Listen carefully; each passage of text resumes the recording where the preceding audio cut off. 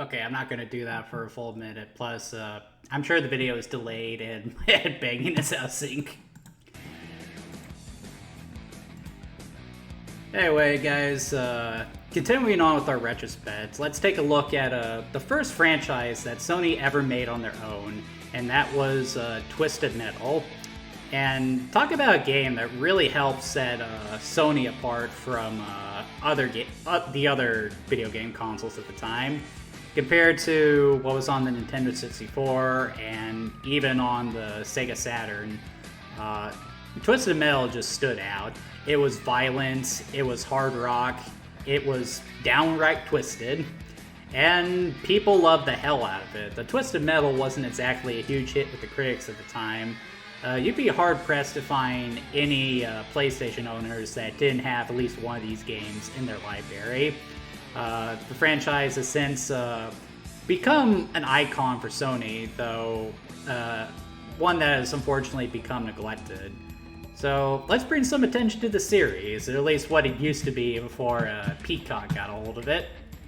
So, Twisted Metal, it tells the tale of a contest held by the ever-mysterious Calypso, who basically brings together all the deranged psychopaths for a battle to the death, the winner of which will be granted one wish.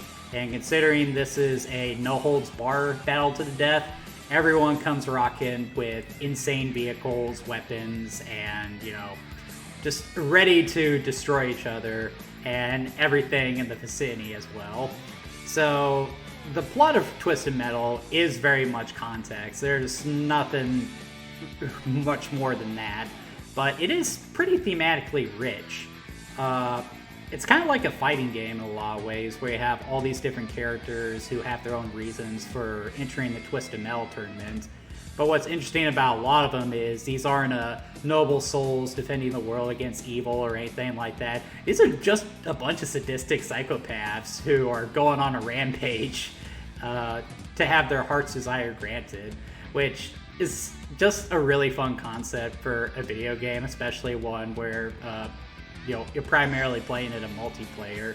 And it does ask one of the most compelling questions in any video game period.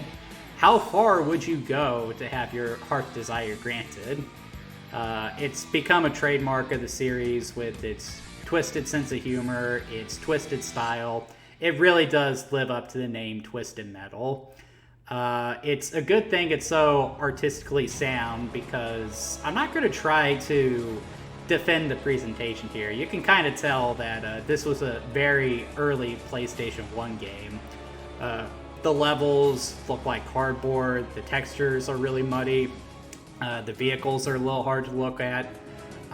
Even the art design is a little off in regards to what you have in the menus. A lot of characters look a little too realistic for my taste. But you really gotta give it up for the developers at the time. This was actually a fairly inexperienced team that made this, and the fact that they were able to make something this complex and that would run so well is something to be commended. As for the gameplay, Twisted Metal has always been described as a combination of a driving game and a fighting game. Basically, you have a great big open arena that you drive around, and your goal is very simple: take out all the other players and be the last man standing. To do this, you have a variety of weapons. You have weapons that never need to be reloaded, like the machine guns that every car has. But you also have stuff that needs to be replenished, like missile launchers, napalm, landmines, and all kinds of other fun stuff. All the different vehicles have different strengths and weaknesses. Some vehicles are really tough, but aren't very fast or maneuverable. Some vehicles are very fast and maneuverable, but aren't very powerful. And it's a lot to consider, and you really gotta master the ins and outs of the controls, the strengths and weaknesses of the different vehicles, knowing where the weapon drops are, where the healing stations are, if you want to survive in this game. You get a couple of people together who know what they're doing, and it's going to be one hell of an experience. Though it does still feel a little dated. This is primarily due to the controls. You're mostly controlling the car with the D-pad, which feels a little awkward. Doesn't have the precision that you would get from a modern analog stick. The handle in itself feels really slippery. It just constantly feels like you're racing around on ice. And while the game is really fun in multiplayer, it's significantly less fun in single player, I would say. It's definitely a game that, while you can get good at it, it's hard to deny that later games in the series did get better at what it was trying to do. And while we were on that subject, let's talk about some of the sequels. Twisted Metal 2 basically did everything that it needed to in order to improve upon the original. There's more levels, there's more characters, the graphics are better, there's more depth to the gameplay in addition to just the standard controls being tightened. There are all kinds of neat inputs that you can implement in order to do things like shoot backwards or use secret weapons in each car. It's just a much better game than the first one, and best of all, it beefs up the multiplayer from one-on-one to 4-player free-for-all, which is just a great time. It's one of the best games on the console, and I highly recommend it.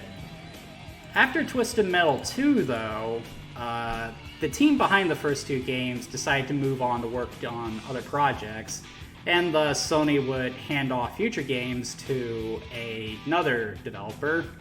And a lot of people tend to agree that these games aren't as good as Twisted Metal or Twisted Metal 2, but honestly, I didn't think they were that bad, really.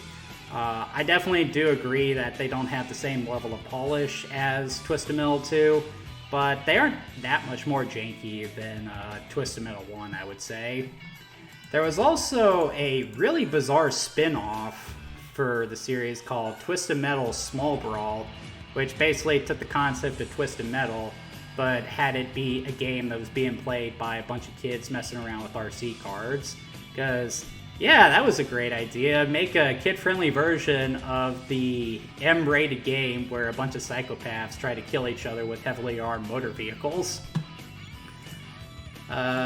Twisted Metal would have a second shot at life when the PlayStation 2 came out, with the coming of Twisted Metal Black.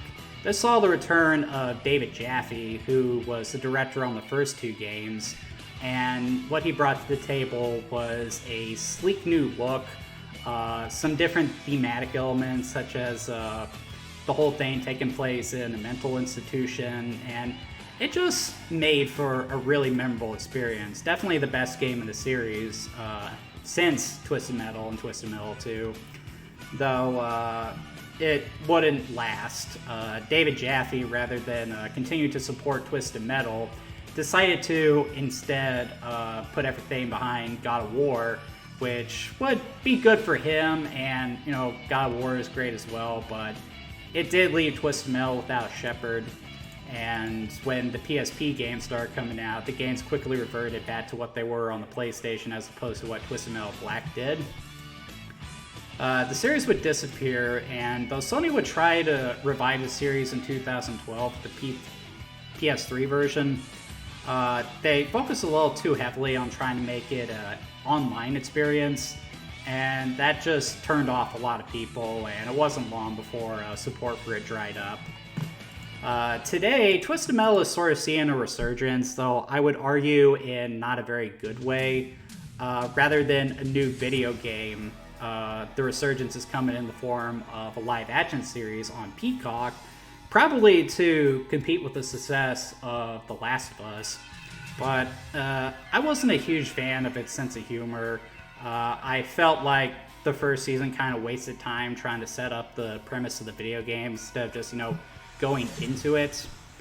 And, yeah, how dare you make... Yeah, I just don't like the Twisted Metal show.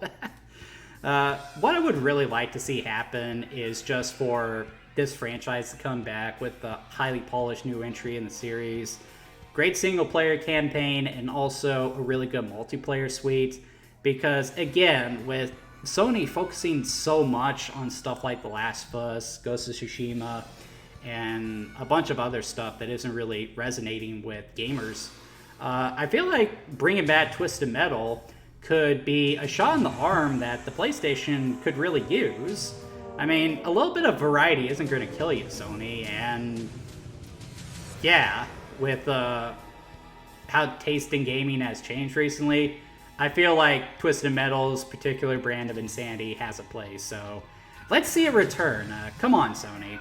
But anyway, that's going to do it for Twisted Metal, guys. I hope you join me tomorrow as we continue on with the PlayStation Retrospective.